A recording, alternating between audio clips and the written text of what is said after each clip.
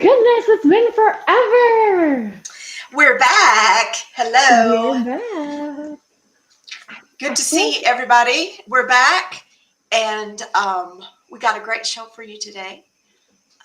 Episode 16 of the Down Home Texas Small Business Show.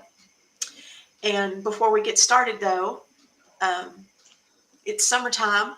And some of us have been enjoying the summer. Amanda. small vacation. It was so necessary. Just a small thing, but I mean, it was nice to get away. And my son graduated. It was just so important. Oh, yeah, you had a graduate, too. I had a graduate as well. Yes. Yes. My granddaughter graduated. So we both experienced that. And then you jetted off to the beach I and you jetted off looked to the beach. tan I and did get a relaxed tan. and Okay. happy. Well, relaxed I am not. Happy I am. Um, there's lots going on, but it is summer and we are here, and I am so grateful to kind of be back on our routine. Like I saw you today and I was like, oh, it's been I forever. know. It feels like it's been forever. And then when we put the show notes up, Yeah. Sia, did you see Sia's comment? She came on and said, "Oh my God, I'm so glad you're coming back." So I know. I was like, "Oh, I know. It feels like it's been forever." But we had the Memorial Day holiday, and we didn't want to have a show on Memorial Day because we didn't want people to sit at their computers, and I wasn't going to sit at my computer, which I didn't. So it's just one of those things. But it's good to be back and be in a regular routine and back at work and doing some things. And I needed to get back at work, obviously. Yeah. So, yeah. So let's get going. Let's roll the intro and let's bring our guest on because we're really excited about today's topic. All right? Let's go. All right. Let's go.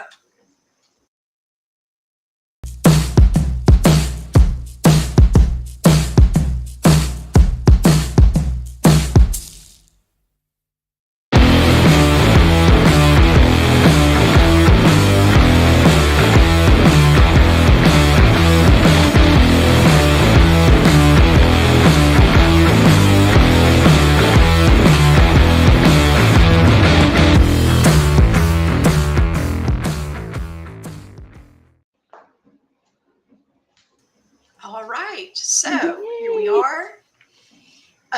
This is the Down Home Texas Small Business Show, episode 16. And today we're going to talk all about human resources. Yes. Human Yes. resources. And what that means and why it's important and what it doesn't mean. What it means and what it doesn't mean, and all that good stuff. And so our guest today is a friend of mine that I met here locally, a wizard and an expert in the HR world that I can't wait to hear from and for her to tell you all about herself. So here comes Miss Holly Darby. Hello. Yay! One day we'll have sound effects, but until we do. Okay. I mean, I just like being the real clapping. It adds to it, so. Yeah, we like it. We like it. All right. So welcome. We're really excited that you're here today. Thank you. You were the first person when Amanda said, let's do an HR episode. Who can we get? I immediately thought Holly is the person that we need to get on here. So Well, I'm thankful for that. I'm thankful. That makes me feel good. I love having this conversation, and I just wish we could have it more often, honestly. I think when you sent me the topic for today, I think it's a really good topic. So many times people don't realize what HR is and isn't. And so I am all for this topic. yes. Yes, that is exactly true. So let's start by having you introduce yourself. Okay. And tell us and everyone else watching about you and how you got into the HR world and all that good stuff. I mean, Okay. I don't even know how does one get into it? Surely when you were a young girl, you didn't dream of being in HR. No, But no, maybe you did. no. Growing up with a mom that was HR, I saw everything I didn't want, and I thought, "Oh, if that's HR, I don't want it." Um, my dream was I'm going to be an author. So I've written a couple of books, not published any yet. So I'm working on the one I'm trying to publish. But that was always my childhood dream, is not HR. But my name is Holly Darby. I recently moved to Brownwood to be closer to family and to be closer, a little more central to some of my clients. I felt like I was, I have them on each end of the state. And so this kind of helps me getting a little bit closer to some of my clients. And I really enjoyed living in a smaller town. It's just been really good for me personally, and giving me a little bit of a more of an opportunity to concentrate on what my clients are needing. But I've been in HR about 25 years, and I have my associates and my bachelor's are both in management. I had started originally going for psychology, but then I realized that's not really where I wanted to be. And so, with the help of my counselor, we agreed on management, because it is, I think people call it HR management now in colleges, but way back when I went, it was just management. And so I took a lot more business law classes, and that really kind of helped spur my interest on the legal side of HR. And so that's where I've spent the majority of my career. Seems like a lot of the companies that have hired me have asked me to come in and clean up or to start their HR. And finally, when I was getting pretty close to retirement, I decided I still had a lot more to give. And that's where I decided to start my own company, and getting to do the things that I like to do, and helping the people get kind of set up and ready to go with what they're needing out of HR. And but I always tell people, when they ask me how I got in HR, I usually say kicking and screaming is usually what I say. But I've embraced it and I love it. And, hearing what some of the people that I have been in touch with in my positions, that kind of helps drive me in knowing I've chose the right path. So it makes me really thankful. Good. Hmm. So tell us, because I think a lot of people don't really understand exactly what HR is. So Okay. Usually if people ask me what I do for a living, I tell them I'm a janitor. That's all I do, is clean up. Because most people, most managers, most business owners, most technical supervisors, they're doing the job that they need to be doing. And they think they know enough about the HR that it's like, it's an afterthought. And so many times that's what I end up in, is helping them understand where HR can come in. So, sorry. And so originally I started in writing policies and procedures for companies. I love efficiency. I love making sure a job gets done in the short amount of time, fewest hands touching as possible. One of the positions I worked on was many years ago, when the company I was working for was trying to get their ISO certification. So writing policies, procedures, writing out the desk schematics, I was in hog heaven with that. And so as my career progressed in that area, it seemed like HR started adopting those positions with policies and procedures and logistics. And so that was kind of my first dip in the water with HR. And that was while I was in college. And so that's kind of how it started. And then it just kept growing and kept growing. And I finally embraced it, that, I like this. This is where I should be. And so 25 years later, here I am. I'm a policies and procedures girly. I can talk that almost all day. However, that is not the funnest use of our time today. And it doesn't get us into the juicy, nitty gritty details that we want. Mhm. But I do have questions. You said that you are on the legal aspect of HR. Do you mind? Okay, so that means that's one facet of HR. What are some of the others, and what are the differences in those? Oh, good question. Because it is different. A lot of the smaller companies, it's one hat, person wears one hat, or many hats, excuse me, one person wears many hats. When you get into the larger companies, HR is divided. You usually have, of course, pay. That's kind of, its own little section. Training and development is usually a section. Uh, the the hiring part, recruiting, is a separate section. And usually under legal comes the policies, the procedures, the disciplinary, the terminations, contracts, employment agreements, those types of things. And then you always have an HR generalist usually. And benefits is another section, because you can get specialty certifications in each one of those areas through different governing agencies. Okay, so what draws you to the legal aspect of it? Being an introvert. I feel No, that. employee relations is a huge piece of HR that seems to be becoming more and more prevalent in the profession as well. And that's employee engagement, the surveys, I know there's a lot of bitterness when we talk about pizza parties, but there's a purpose for all of that, behind it. Most people are always saying, just give me the money. I don't want the pizza, but there's always a purpose behind those. So employee engagement is another thing. Those are usually the ones that are more extroverted, that know how to play the games, that know how to, keep people engaged and entertained. I can do that, but the policy and legal side's more the black and white, the areas where I can really get my teeth sunk into those. And so I always tease that I keep saying I'm an introvert, but really I think I'm more of an ambivert. I'm an introvert, but I know how to be an extrovert when I need to be.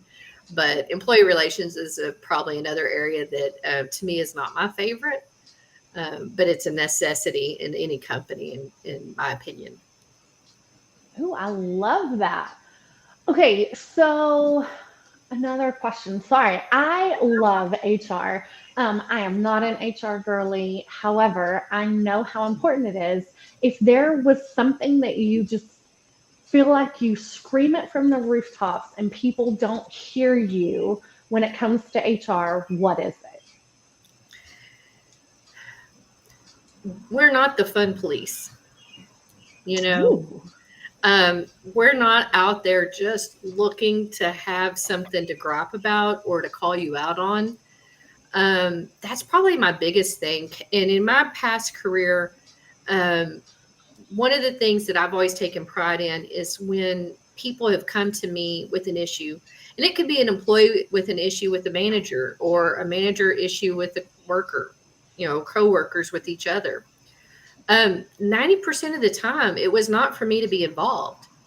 I took my role very seriously of helping prepare them to have a conversation with that person.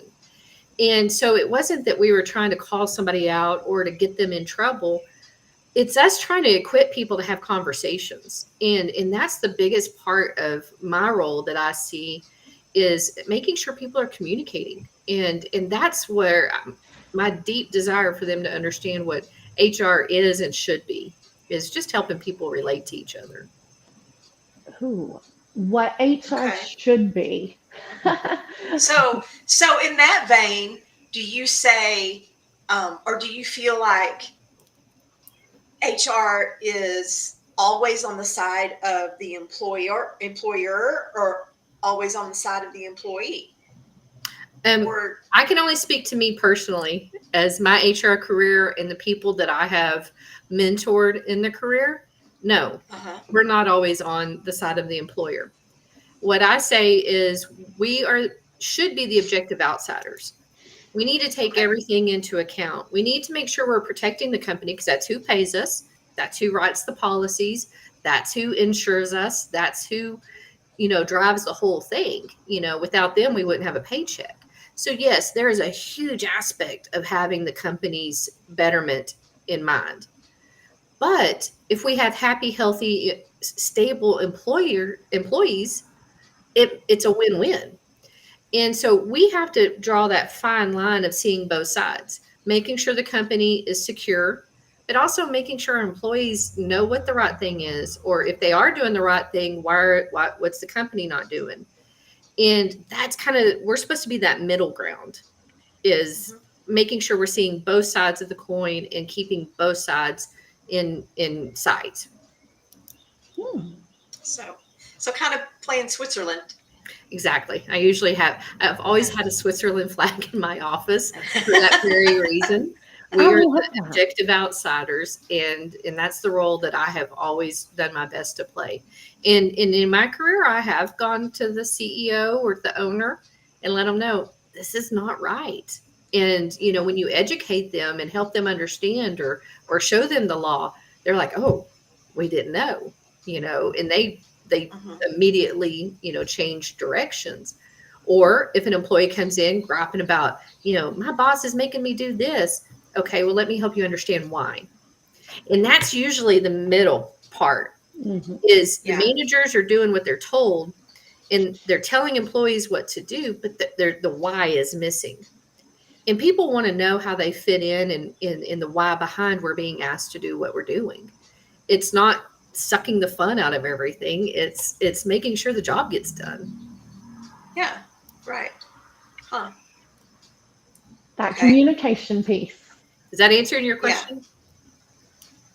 It does. It answers a lot of it. Yeah. Okay. Yeah. I wasn't sure because your face, I was like, oh, did I hit a wrong note there? No. It does. Okay. So how does this, so how does this apply to our small business people? Because I've come into situations where, and I'm sure you have too, where a small business owner will say, oh, well, HR policies don't really apply to me because I don't have employees, or I only have two or three employees. So I don't have to play by those rules. Mm-hmm. What do you say to that? If it's an owner saying that, man, I have a declaration that I could read to them. Oh, hold on. We need to hear a declaration. We need to hear a declaration, because I know what I say, but what does the HR expert say to that? My main thing is when people think that, it's because they might have Googled a law, let me say FMLA, for example, and they see 50 employees, you got to do X. Well, I don't have 50 employees, so I don't have to do X. That does not negate the necessity of you knowing what that law requires, because some piece of it might actually help you. You might not call your medical leave FMLA, but it has a whole structure that you could be using to make sure people aren't just abusing the system. For owners saying that they don't want the policies or they don't think they need it because we only have two people, I always ask them, oh, so you have a lot of time on your hands. That's awesome. I wish I had that much time on my hands. And they're like, wait, I don't have time.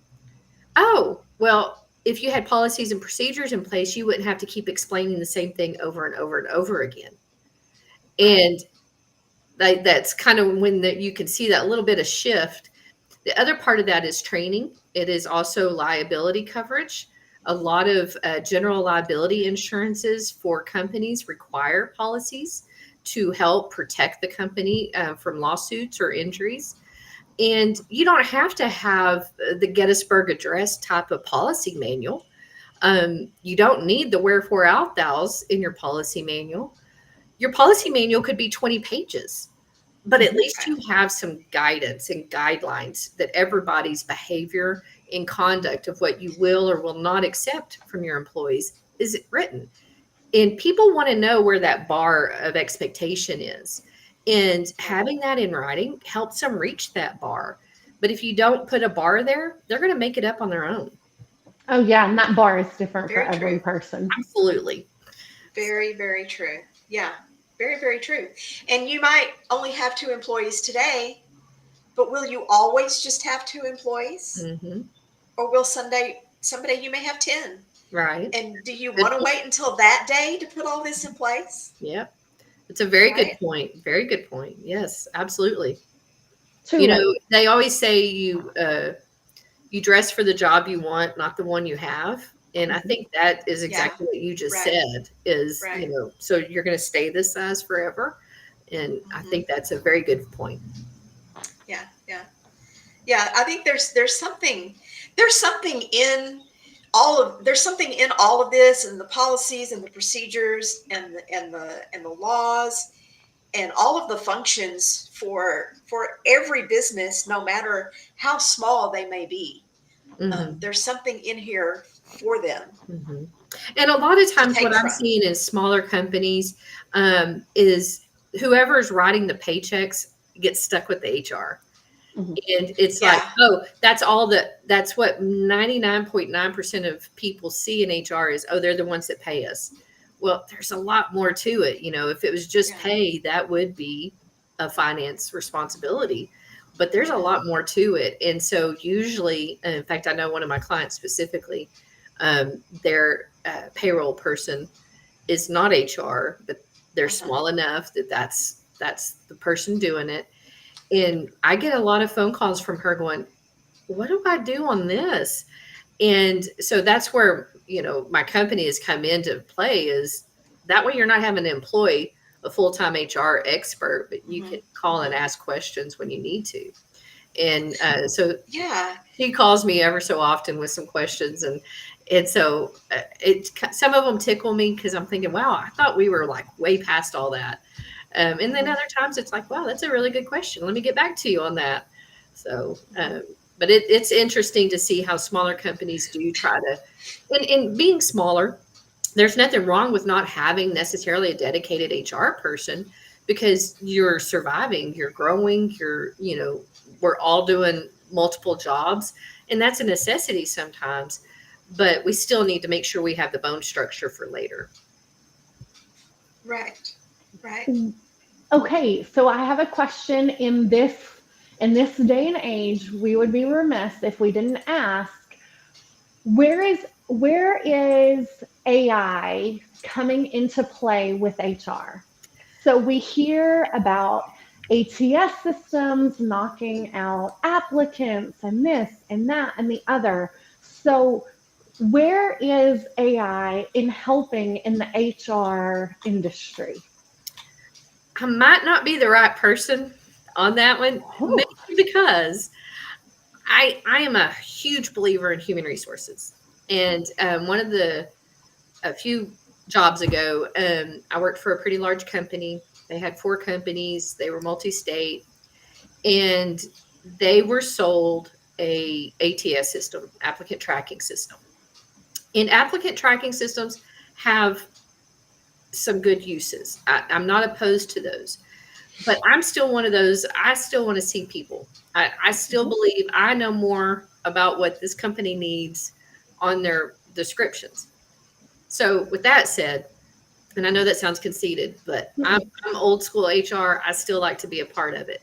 Where ATS, I feel like could be helpful, and where I have personally had experience with the ATS, which is AI, and it was AI before AI was cool.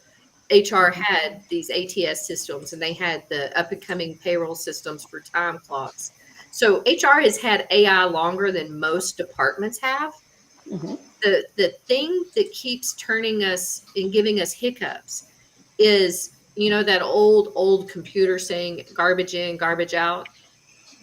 Okay, that's what happens when you don't have a person knowing exactly what you're wanting out of the applicant tracking system, or knowing that one size doesn't fit all of my departments. Mhm. That's where you get into the ATS hiccups. And I have seen that time and time and time again because they might not have even told HR they purchased this finance package. I'm not picking on the finance, but a lot of times it's part of payroll ends up in the finance package, and oh, we have this applicant tracking system. And so finance sets it up. Well, then HR is told, okay, here, deal with it. That's where a lot of HR people are really truly banging their heads. And that is where it is kicking out qualified people. I applied for my job just to show my CEO at the time. I applied for my job and it didn't consider me. I had 3 degrees. I have 4 designations. At that point, I had 18, 19 years of experience, and it didn't pass me through. And that's where I finally showed him that this is broke. It's these people setting it up were not the correct people to set it up. And so it took a lot of work to try to turn that. But that's one of my probably soapbox moments, is because for some reason companies are still not partnering with HR to set these systems up appropriately. And so HR is trying their best to deal with what they have. The other thing where I see a lot of hiccups on ATS systems are managers not being trained appropriately of how to use them. And sometimes they kick stuff out unnecessarily. And so I think it has a lot to do, going back to my communication and training on those. As far as AI, I've not been in a company since the whole AI, the ChatGPT. And so I'm not 100% on that. One of my clients had an issue with one of the people they were hiring turned in a presentation that they felt like was a ChatGPT. And they didn't say don't use it. They utilized the tools that they had available to them, and so they really couldn't say anything about it. Interesting. So we are on the fence, on the side of the fence that says AI is not replacing HR. That's safe to say? I hope not. It's easy for people to say that when they don't know what all HR does. People say that, exporting payroll, then we would never need another HR person handling payroll. But that's not really accurate, because you still have to have somebody knowing what people, are the timesheets being entered? Is the PTO being accounted for? You still have to have a person on the ground knowing the policies and procedures of the company to know that that is done. And that was a form of AI. And, I had a longtime payroll lady that really fought that tooth and nail, because she really felt like it was going to take her job away. And after, a couple of years, she came to me. She's like, man, I should have never worried. They were not going to get rid of me because they don't know how to run this system. And so, she finally embraced it, but it took her a while. So I can't see that. But again, I'm an old school HR person, and I know what value HR brings to a company. And so I just don't see that happening. And that's my personal opinion. I mean, it is called human resources. It's not called AI resources. Yeah. But it's the conversation we have to have. I mean, how many times have we had it about the accounting industry? It's going to replace us. No, it's not. I don't think so. There's too many moving parts and pieces. Mm-hmm. And I think it's the same with HR. So I just wanted to hear from an expert. Probably so. Well, and the fact is, yes, AI can be a good tool. Mm-hmm. But I'll answer this as an HR person. I feel the same way about some of these pre-employment tests too. Mm-hmm. It's a tool to help you make a decision. Mm-hmm. I feel like sometimes we forget that we still have a job to do. We still have a brain. We still need to make these decisions. And you can't train AI on, again, I'm not a computer expert. I'm not an AI expert. But the intricacies of human nature, knowing what accounts for being late, what accounts for bad behavior, that still has to have a human judgment on it. That's the key, where you just said the word judgment. Mm-hmm. That's the key, because these situations that that HR has placed on their desk are not black and white. Mm-mm. You're playing in the gray areas every day, and I don't think AI has the ability at this point, at least, to play in the gray. Well, and I accept what you just said fully, because so policies and procedures are one thing, but Right. 90% of my work was juggling people's personalities, of Yes. making sure these two personalities could have a productive conversation. Mhm. That takes a person to know people and help them have a conversation. And Exactly. that was a juggling constantly, Now I will say where the help of different types of AI, like applicant tracking systems, is what if your company doesn't have a full-time recruiter? It could help me when I'm juggling every hat in HR as a one person department. Mhm. It could help me streamline some of my more admin tasks, Mhm. but I have to make sure it's set up correctly.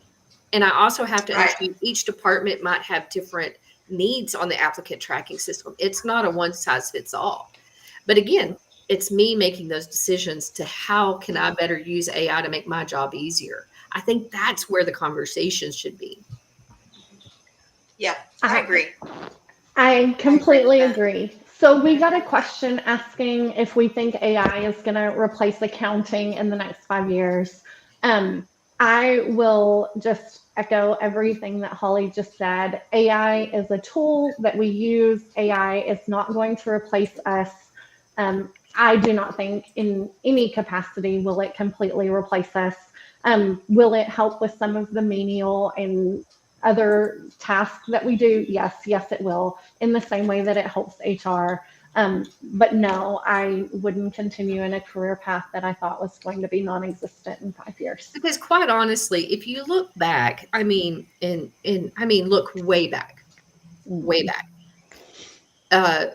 Let's even think of when Ford first brought in the assembly line. Yes. Right. And then robots were brought in. We still have people on the assembly line. Yes, we have robots doing some of the work, or we have more automated welding robots that help the human to do that function. So yes, as technology expands, yes, it might streamline our processes.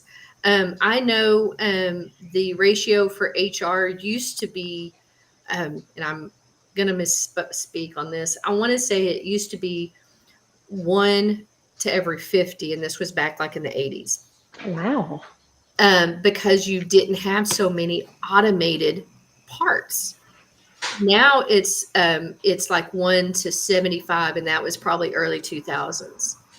I don't know what the current ratio is, but I'm sure with some of this AI technology, the ratio could be a little bit different. But that's with any technology. I mean, think about when you used to do paper timesheets and that lady sitting there with the 10 key. And so I think that's where AI is. It's a new technology. It's scary, especially for those of us that have been doing the jobs, but it's not going to take our jobs. It's going to streamline our processes. Yep. Agreed. Okay, so Agreed. we've talked a lot about what comes across as the negative stereotypes of or connotations that come with HR. Mhm. But really, we want the takeaway to be something positive from this. In that, how does HR help us? How does it help our employees? What is the true function of HR supposed to be? And so you've hit on a couple of those several times, but can we dig into some of that? And we'll let you choose which ones you want to dig into, because of course we want to hear what you're passionate about, but what is it that is good and makes HR worthwhile? I think it really depends on the person. Some people, they might have been in finance running payroll and now they're stuck doing HR, and they're on the more admin side of HR. They're just trying to survive. They don't truly embrace the full HR. In those times, and I've seen this a couple of times, So that person, when disciplinary action comes into play, they might not have the training, or they might not have the knowledge or the policy understanding. And so they'll go talk to somebody else about it. That's where I feel like a lot of times HR does get a negative connotation, is and I've seen some on LinkedIn, even some comments about, HR is not your friend. I'm seeing that a lot right now. And if HR is done right, it's nobody's friends. It's not the company's, and it's not the person's friend. We're running, in the middle. We're trying to be the objective outsiders. Doesn't happen all the time. The other thing is, I think sometimes when somebody does come to HR with a problem, they're expecting 100% confidentiality. And HR needs to do a better job of making sure they understand legally, I cannot hold this confidential, or per policy, I have to bring in your manager. Mm-hmm. Letting those people know. And I think that's where we're dropping the ball on some of these situations, to make employees feel like they don't have an ear, they don't have a confidant, is because HR is not fully explaining that to them. HR should be there for everybody's best interest. Now, that does not mean we're always going to give you the answer you like. Sometimes we got to be the hard conversations. We've got to be the ones saying, you know what, I understand what you're saying, but legally I cannot do that, and having those tough conversations. So many times those do get pushed to the side, be it HR or managers. We hate to say no. But one of the best books I read about that was that Brene Brown, Dare to Lead. To be clear is to be kind.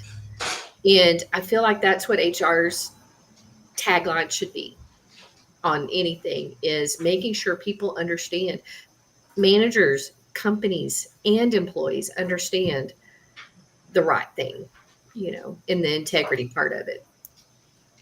Ooh, I love that. To be clear is to be kind. I love that. Yeah. Okay. I like that too. So, so if you are, let's say that you have the position in a small business, if you are the person in a small business working as the HR, and you're the one wearing all the hats, what advice do you have for that person? Pray a lot. Who? Yeah. No, I have been a department of one, and I know how hard that is. I know the struggle. I completely 100% understand it.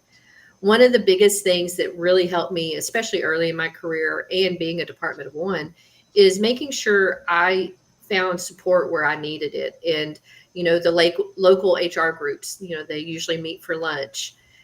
Just so you're not alone is a huge part. Plus you get additional education during that time.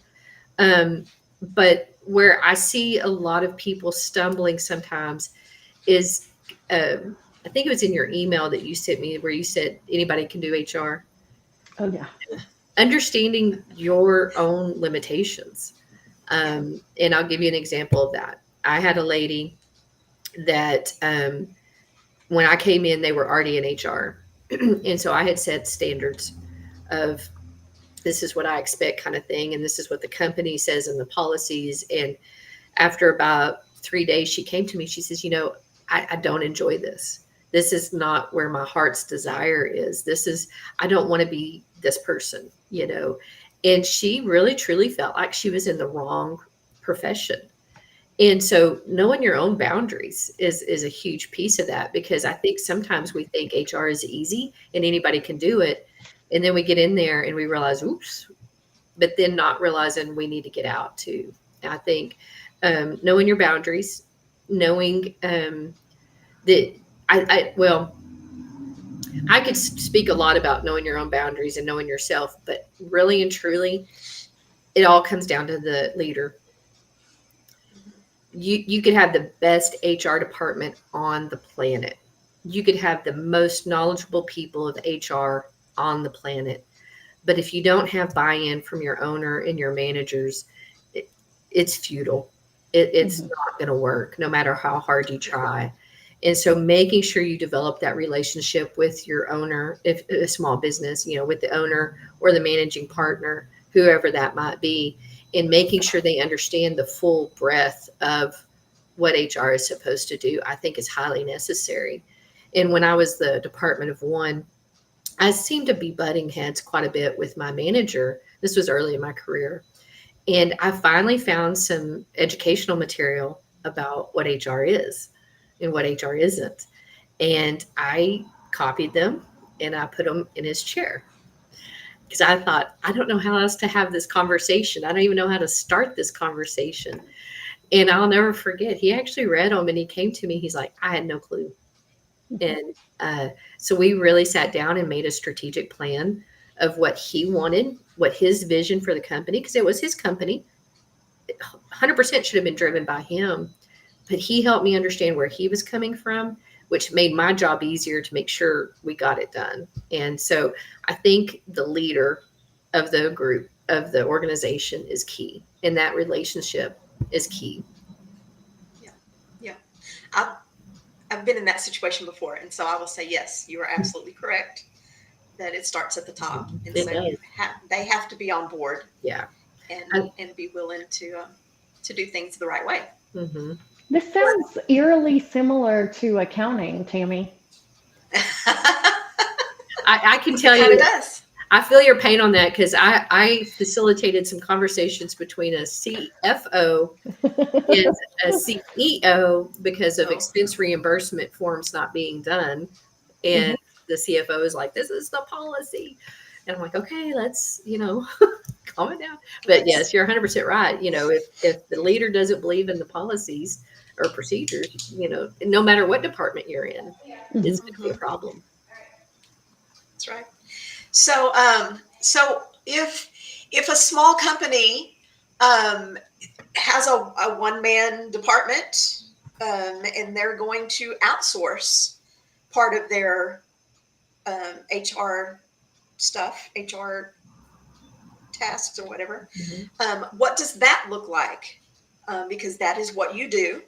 You handle HR outsourcing for people. So tell us what that looks like in your world. If anybody's interested, they'll have an idea. Right. What I do mostly is most of my clients have an HR person, and it might be a one-man show because it's small to medium-sized companies is the ones I usually work with right now. Now, some of my training events I do for larger organizations, but my contract, I bill by the hour. And sometimes they might not have as much experience in a situation. So they'll call and ask me to help them out. For example, one of my clients had a pretty tough termination, and it was gonna get ugly, And so they asked me to help them step by step, making sure documentation was in place. I wrote the termination agreement. And so I just made sure everything was papered correctly. Okay. I've also helped people review their policies and rewrite those. And I usually build those by a project. Other ones, usually if it's, here lately, I've gotten a lot of FMLA and workers' comp questions. People are scared to fire people on FMLA or workers' comp. Well, there's ways to do that. And so I kind of help them through that process. I also help individuals, not just companies. Had an individual going through a tough situation at work. Well, I have a few personal clients, individuals, not companies, going through a tough situation at work, and they're wanting, somebody else to kind of help them. Most of those, I'm just helping them with the conversation they need to have about, it might be a disciplinary action or something. And so I have both types of clients calling me. And so I usually bill by the hour, depending, I call that on call if they just have a quick question. And I bill, if I talk to you for 15 minutes, I bill you for 15 minutes. And then, but most of the time it's reviewing policies. How does it fit into their plot and rewriting job descriptions and stuff like that. Okay. Well, that's neat. I could see how that could be really helpful Yes. Yeah. for a small business. And Do a lot you of help? times if they have HR and they call me, the HR person's the one that calling me. Right. And I have a couple that don't have on-site HR. They might have somebody running payroll. Mhm. I've done a lot more of helping them with hiring. Recruiting's not my favorite, but I've helped them Okay. with that process, setting Right. it up, making sure they know what they can ask, what they can't ask. So I work with the owner a lot of times in those situations.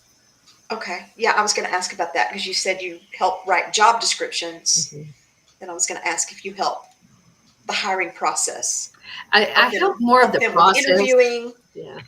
Yeah. I help the Yeah. interviewing, the process, not really going and finding candidates. Now, if I still have a lot of people that call me and ask me if I know of jobs, so I do try to connect people within my network. And that's probably as much recruiting as I do. But I know a lot of recruiters. So if anybody needs it, I know how to get people connected.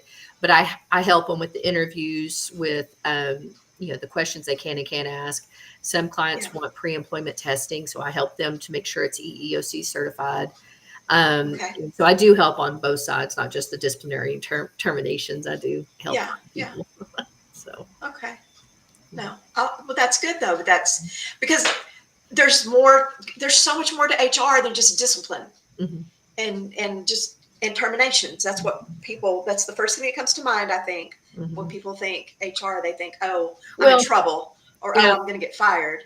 But 100%. there's a lot more to this. And that's where, on my outsourcing, I say it's more on the legal side just to differentiate because there's so many awesome insurance brokers that I would never even want to touch what they do, because it's Right. like that is a world in itself.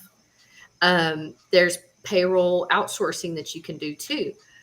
I, so those are types. Now, if you ask me to help you go through and see what payroll person, or if you need a broker, I know people, but I try to stay away from those. So that's why I usually say I'm more on the legal side, Uh-huh. just to kind of differentiate that on outsourcing, Okay. I don't do payer benefits. Right. Okay. Okay. Gotcha. Okay. Very interesting. So, do you have any funny stories that you can tell us, Or juicy stories. They don't just or have to be juicy funny. stuff? I We mean, we want to you hear can the good change stuff. names. I have quite a bit. I told you earlier I was trying to write a book. Yeah. Early in my career, I might not should tell this one, but it was very But we're early. gonna do the It'll And be anonymous. We won't tell anybody. HR manager had told me, of course, I'm still in college, still new to the whole thing. He said, I need you to go check the mechanical room. And he told me the room number. And I knew the layouts because we had maps and he said, I need you to go check the mechanical room at 3:00 today. And he told me the room number.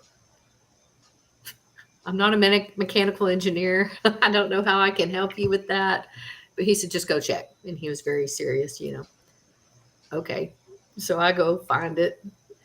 And apparently, there had been rumors that employees were having some romance in this mechanical room, at and 3 o'clock. they hadn't caught these people yet. And so I was to go, and of course, I didn't know this until I opened the door Oh and I no. see what I see, and I'm thinking, uh, and of course, my mother trained me, poker face, you just fake it till you make it kind of thing. And so I kept my composure and I said, we'd like to see you down in HR immediately. And I shut the door and I'm like, oh my God. And I'm thinking, I'm freaking out. I mean, I'm there. I wanted to die at that point. Oh my So of course, gosh. I go back to my desk or I go back to my boss's office. And I said, you'll have 2 visitors here in a minute. He said, finally, we got them.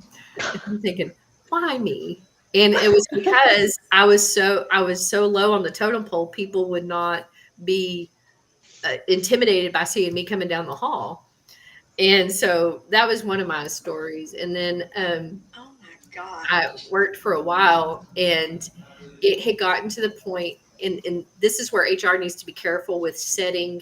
Um, uh, don't get in a habit because we always think of documentation, so we should always carry a tablet with us.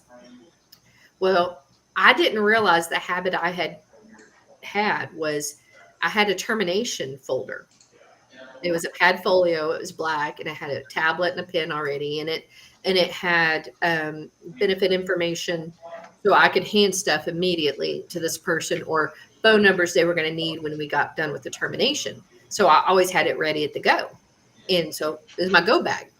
So I would pick it up, and people started realizing if I was carrying that tablet, somebody was about to get fired. And so Oh, no. I had to really, you have to be aware. Or I've always been the type, I believe in servant leadership.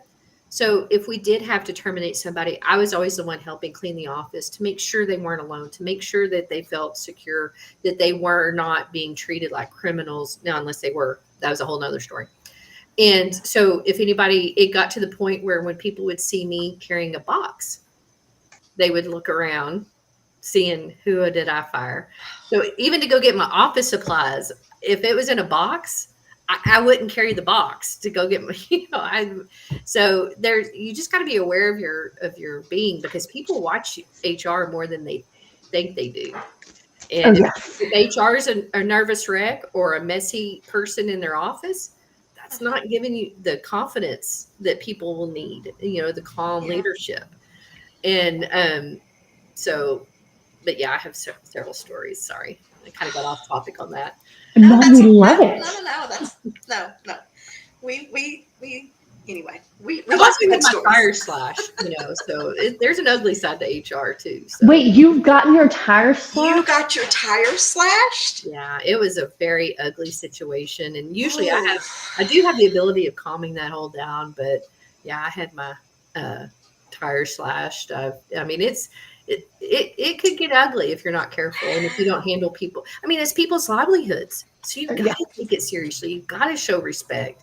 But I think the only reason why they did my car is they couldn't find the manager's car, so I didn't take it too Yeah, much. but still. So, oh, that's not good. Okay, well, tell everybody. I posted your LinkedIn profile okay. here in the comments section, but tell people, is that the best way to find you? That or my email is hollydarby@hollydarby.com. Happy to help. I am trying to develop more local, Texas clients. And I do work remote quite a bit, but I don't mind traveling. It seems like here lately I've been on a lot of public speaking training. And so I've done quite a bit of that for different associations. I was in Abilene a few weeks ago for the young professionals, and then the Community Foundation of Abilene had me in. And then my clients, a lot of times I do help train managers, because that's the biggest thing is, even if you're a great HR person, and I've been in these shoes, what I'm about to say, you get so busy doing your day-to-day job of surviving that things fall to the back burner. And, you might not get to update policy like you want. You might not get to train managers like you want. Or I haven't even looked at a job description in, 2 years. That's kind of where I have tried my best, knowing what I, as an HR person, would have loved to have during my career. And that's kind of how I set up my company, is to be that extra set of hands that people might need. And also understanding of when to outsource. It doesn't mean that you don't know the stuff, or that you're a failure, or that somebody's smarter than you. It's you're utilizing resources. And that's what I want to be for people. I want for small companies, medium size, whatever, I want to be that resource to them, because when we're trying to survive our day to day, we might not get to stop and get organized. And that's kind of how I've structured my company. Right. That's it. Right on. So if you need, help with outsourced HR, if you need somebody to speak to your organization, here in Central Texas or online. Mhm. If you want to do it virtually, or if you need help with some training, anything like that, you can reach out to Holly. Hit her up on the email or reach out to her through her LinkedIn page, or you can contact Amanda or I if you, Yeah, most for some definitely. reason, if you can't remember, you can reach out to us and we'll get you connected, because Holly is the woman. And then if it's not HR, if you just need scuba diving lessons, Oh my if you need goodness. somebody to fly your private plane, she also can do that. So she's I only fly small planes. I'm So a not big planes, only just small ones. just I little am. ones. I'm an assistant scuba instructor, and I am a private pilot too. Those are my hobbies, and they keep me pretty busy. Yes. So I do it And too. she's So hopping around the Caribbean, I'm scuba telling diving you, I check all the everywhere. islands off as I can. Yes, yeah, So, she's guys, a I woman of many mean, talents. definitely. So I appreciate y'all's time. And is there anything about HR I didn't answer? I think that we've covered a lot of topics here, and I'm really happy with how this has turned out. Okay, good. yeah. So, Awesome. very, very good. So, Okay. Well, I appreciate all y'all's right. time, and thanks for having me on. I appreciate it. Yeah, Thank you very, so much. very, We're so excited. very No, good. no Very fake good. clapping. Real I clapping know. only. I know. Holly, Yep. it was so informative and so it just flowed so well. The cadence of it, it was a great time chatting with you, and we are Yeah. so thankful that you took your time out of your day to come on with us. I appreciate Yeah, y'all waiting thank till I you. got back. So thank y'all. Yeah, very, very good. So, yes, so in the future, if the subject comes up again, we will reach out to you and give you a holler. Please do. And Please do. I'd love to. you know, we may have one day we may have a whole round table, small business, each Oh. department thing going That on. would And be very interesting. maybe we 'Cause would a couple have, of my clients might need help too on y'all's side of the yeah, house. So okay. So we might do, that might be an interesting show to definitely. have like somebody from each department of running a business come on as a round table, and I don't know That would be I don't know good. what that would look like, but we might do something like that someday. So Okay. so we'll see. Awesome. So in the meantime, we're going to get ready to sign off, I guess, and we'll be back in 2 weeks. So that's going to be 24th. the 24th. Yeah, June the 24th.